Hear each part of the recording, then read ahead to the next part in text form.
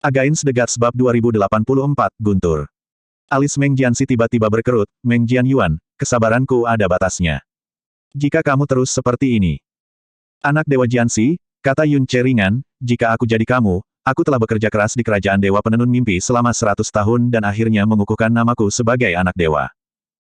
Dan kemudian suatu hari, tiba-tiba, seorang Meng Jianyuan turun dari surga, seseorang yang tidak memiliki prestasi, yang lebih rendah dalam segala hal, namun harus dianugerahi sebagai anak dewa yang setara denganku.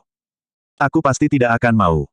Jika kamu tidak mau, maka beritahulah kepada Yang Mulia Dewa. Katakan terus terang bahwa Meng Jianyuan tidak layak. Kamu dapat menemukan 100 alasan mengapa kerajaan ilahi penenun mimpi tidak membutuhkan anak dewa kedua, dan 100 alasan mengapa Meng Jianyuan tidak layak menjadi anak dewa. Sungguh, secara terbuka, tidak seorang pun akan berpikir kamu tidak perlu, mereka juga tidak akan berpikir kamu tidak layak.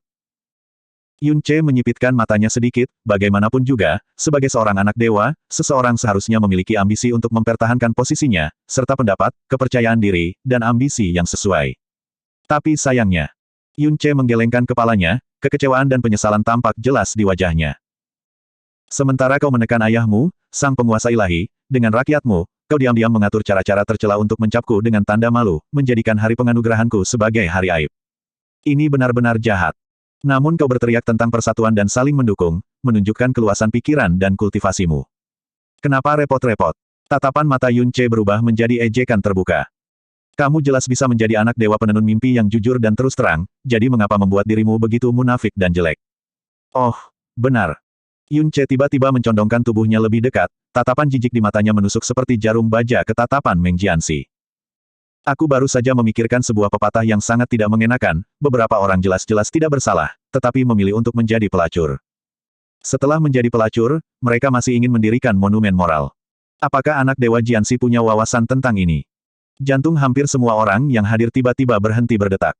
Pernyataan ini bukan sekadar tamparan langsung di wajah. Itu adalah penghinaan yang total dan mutlak.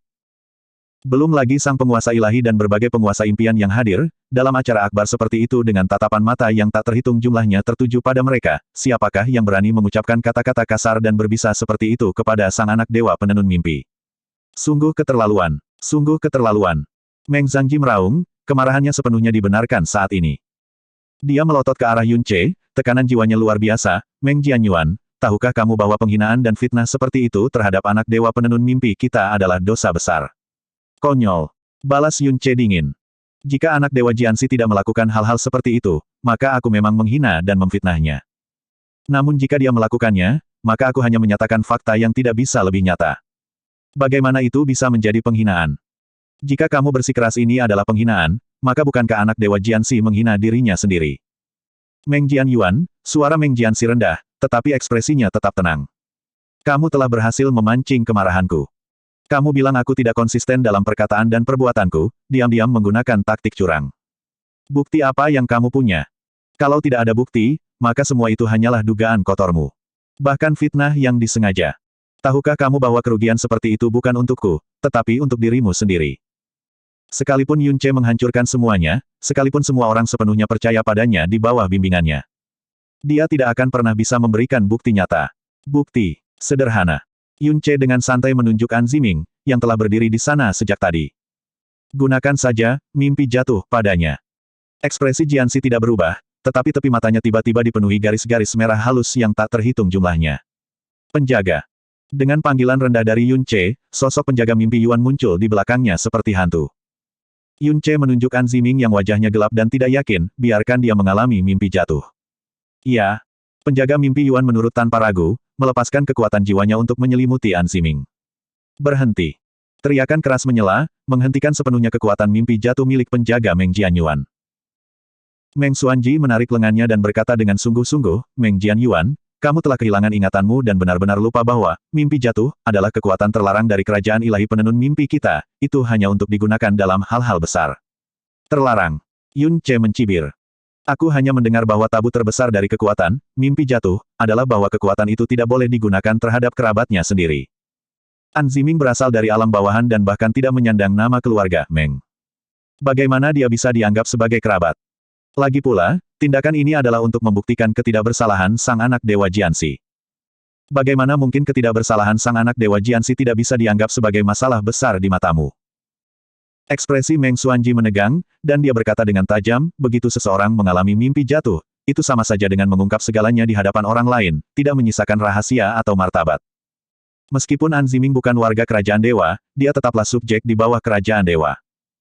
Kerajaan ilahi penenun mimpi kita yang agung tidak dapat menginjak-injak martabat seorang junior yang tidak bersalah di hadapan semua orang. Bukankah itu akan mengundang ejekan dan penghinaan dari semua makhluk di dunia?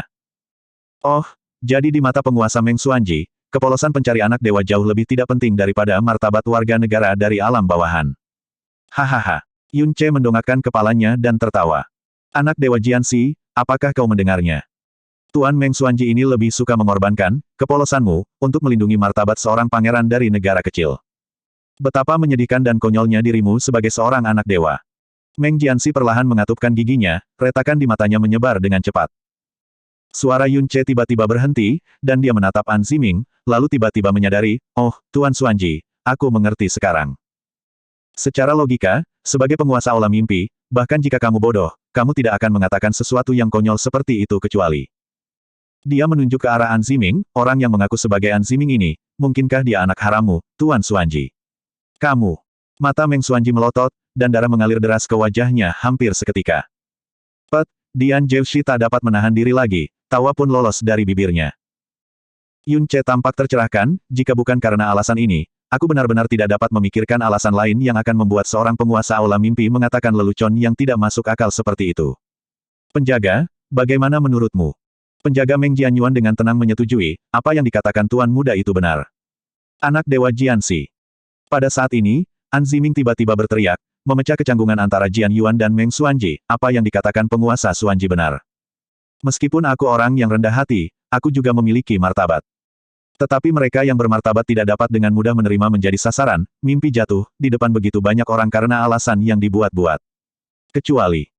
Dia menggertakkan giginya dan melangkah maju, cahaya misteriusnya bersinar, mengangkat tombak perak, aku berani melangkah maju kali ini untuk menantang anak Dewa Yuan. Jika anak Dewa Yuan ingin aku menerima, mimpi jatuh, dengan sukarela, maka kalahkan aku dengan adil. Tentu saja, jika anak Dewa Yuan takut dan mencoba memaksakan mimpi jatuh padaku. Matanya dengan cepat berubah menjadi merah, seolah ternoda darah, aku, An Ziming, lebih baik mati di tempat daripada menerimanya. Yun Ce meliriknya. Ini berarti dia terpaksa menukar nyawanya dengan nyawa seluruh klannya. Sungguh menyedihkan. Baiklah. Menghadapi tatapan mata An Ziming yang hampir putus asa, Yun Ce mengangguk perlahan, kalau begitu aku akan mengabulkan permintaanmu. Melihatnya setuju begitu mudahnya, napas An Ziming terasa lebih lega. Meng Zhangji, Meng Xuanji, dan lainnya yang awalnya berwajah muram tiba-tiba menunjukkan secercah harapan. Terutama Meng Jianzhou, yang hampir berdiri karena kegirangan. Orang-orang yang dipilihnya atas nama penenun mimpi, meskipun bukan bagian dari kerajaan Dewa Penenun Mimpi, semuanya memiliki bakat terbaik. Di antara mereka, An Ziming adalah yang terbaik. Dia sepenuhnya yakin bahwa di antara semua kerajaan bawahan kerajaan ilahi penenun mimpi, tidak ada seorang pun di alam master ilahi tingkat ketiga yang dapat menandingi An Ziming. Dan, Meng Jianyuan, dalam persepsi mereka, telah terombang-ambing di luar selama 100 tahun, tanpa sumber daya atau fondasi untuk mendukungnya, dan tentu saja tidak ada individu kuat yang dapat memperkuat fondasinya setelah setiap terobosan. Keterampilan yang ia kembangkan tidak diragukan lagi lebih rendah. Mungkin bahkan lebih lemah daripada seorang guru ilahi tingkat ketiga biasa di tingkat umum, bagaimana ia dapat dibandingkan dengan An Ziming. Namun, nada bicara Yun Ce tiba-tiba berubah, tepat saat semua orang mengira dia akan mencari alasan, dia menunjuk ke 9 orang di belakang An Ziming, kalian semua mengatur 9 orang. Jika satu persatu keluar, itu akan terlalu merepotkan. Mengapa tidak datang menyerangku sekaligus? Meskipun aku belum menjadi anak dewa dari penenun mimpi, waktuku sama berharganya. Pernyataan ini tentu saja menimbulkan kegemparan.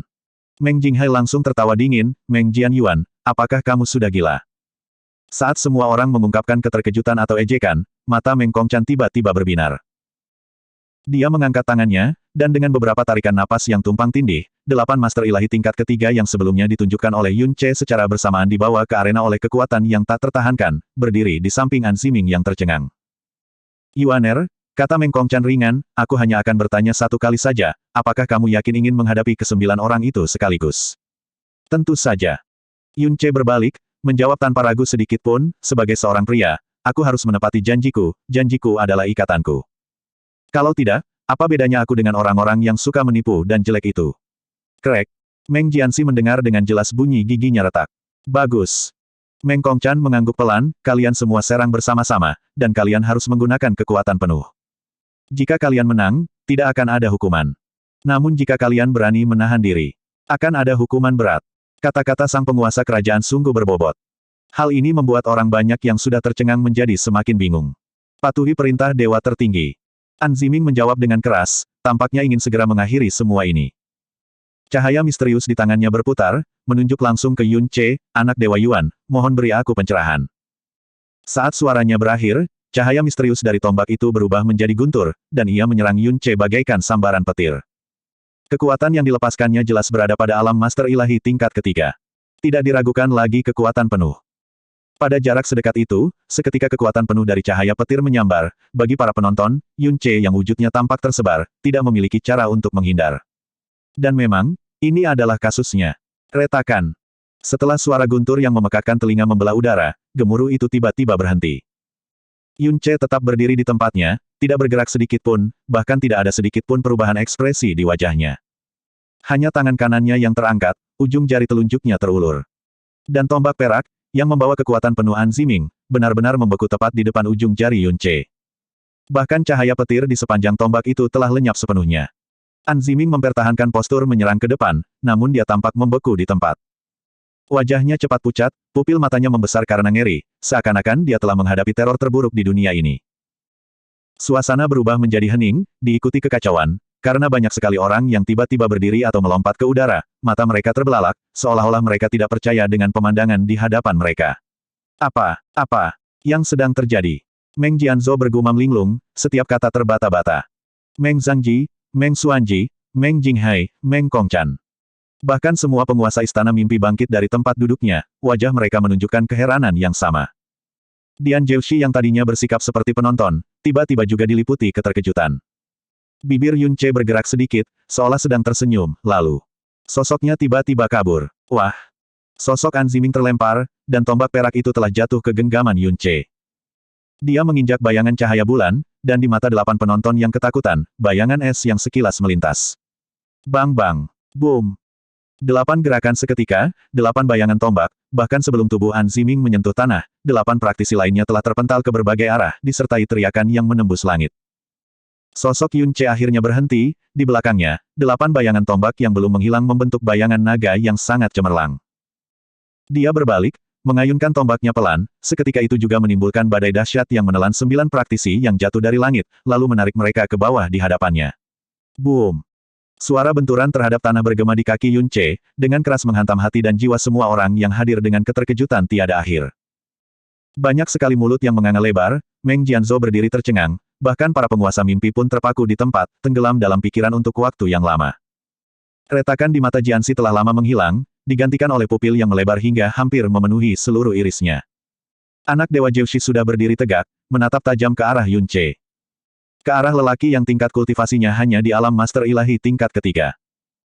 Dia, yang dikenal sebagai anak dewa pertama dari 6 kerajaan dewa, percaya bahwa bakatnya dalam jalur mendalam setelah membangkitkan pembuluh darah dewa yang agung tidak tertandingi di dunia. Namun, ketika dia berada di alam guru ilahi tingkat ketiga, dia dapat dengan mudah mengalahkan lawan dari alam yang sama, namun sama sekali tidak mungkin baginya untuk mengalahkan 9 praktisi dari alam yang sama dalam waktu yang sesingkat itu. Bahkan bisa dikatakan hal itu tidak pernah terdengar. Dada Meng Kongchan tampak naik turun beberapa kali. Cahaya luar biasa yang bersinar dalam matanya begitu kuat hingga terasa seperti bisa membakar jiwa.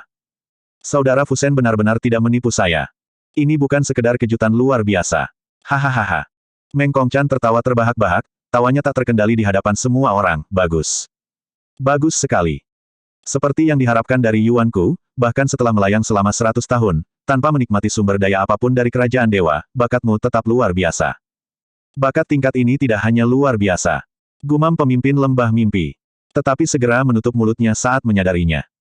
Dalam situasi semacam itu, jika satu pihak dipuji, maka mudah saja mereka terseret ke dalam pertikaian faksi. Tetap bersikap netral merupakan pilihan paling rasional. Namun pada saat ini, pihak-pihak netral ini, yang tidak pernah terlibat dalam faksi, mendapati hati mereka perlahan condong ke arah Meng Jianyuan. Dan sebelum upacara ini, tidak seorang pun mengira bahwa Meng Jianyuan, yang kembali akan memiliki kualifikasi untuk dibandingkan dengan Meng Jianxi. An Ziming berlutut di tanah, tatapannya kosong, tidak mampu berdiri untuk waktu yang lama. Wah!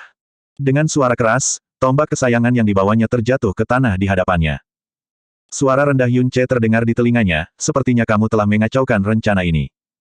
Aku rasa konsekuensinya akan sangat tragis. Sungguh menyedihkan.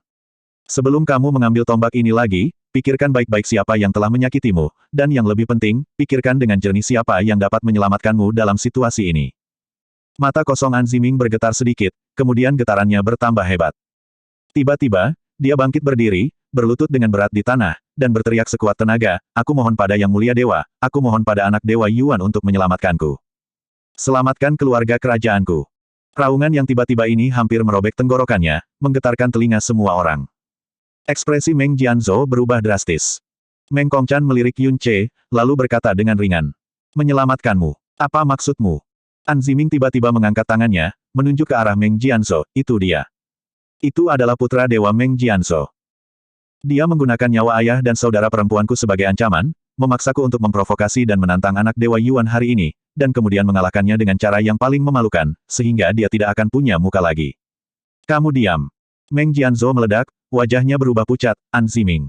Berani sekali kau memfitnahku di hadapan Yang Mulia Dewa. Pada titik ini, An Ziming tidak punya cara untuk mundur.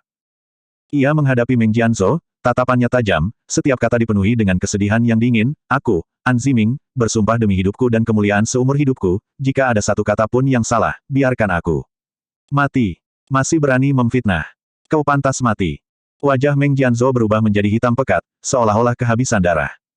Dia tiba-tiba menerjang ke depan, telapak tangannya mencakar, seperti binatang buas yang kehilangan kendali, menyerang An Ziming. Bagi seorang putra dewa, bahkan membunuh seorang pangeran dari negara kecil di muka umum pun tidak akan dianggap sebagai masalah yang tidak masuk akal. Yun Ce, yang paling dekat dengan An Ziming, melesat maju, menghalangi jalan An Ziming. Tetapi sebelum kekuatan Meng Jianzhou bisa mencapai Yun Ce, cahaya pedang muncul entah dari mana di hadapannya. Ah! Meng Jianzhou menjerit, terhempas mundur dengan kecepatan puluhan kali lebih cepat daripada saat ia menyerang, jatuh terduduk dengan keras, mengerut kesakitan, dan tak mampu berdiri lagi. Tak seorang pun melihat keadaan Meng Jianzhou yang menyedihkan. Sebaliknya, semua orang menatap dengan kaget ke langit yang tinggi. Karena yang telah bertindak tidak lain adalah Hua Qingying. Orang yang paling tidak mungkin mengambil tindakan di antara mereka yang hadir. Yun Ce segera berbalik dan membungkuk pada Hua Qingying, terima kasih, Bibi, atas pertolonganmu yang tepat waktu. Dalam sekejap, seluruh tempat menjadi sunyi, hanya terdengar teriakan memilukan dari Meng Jianzhou. Apa yang baru saja mereka dengar? Meng Jianyuan ternyata memanggil Dewi Pedang Hua Qingying dengan sebutan Bibi.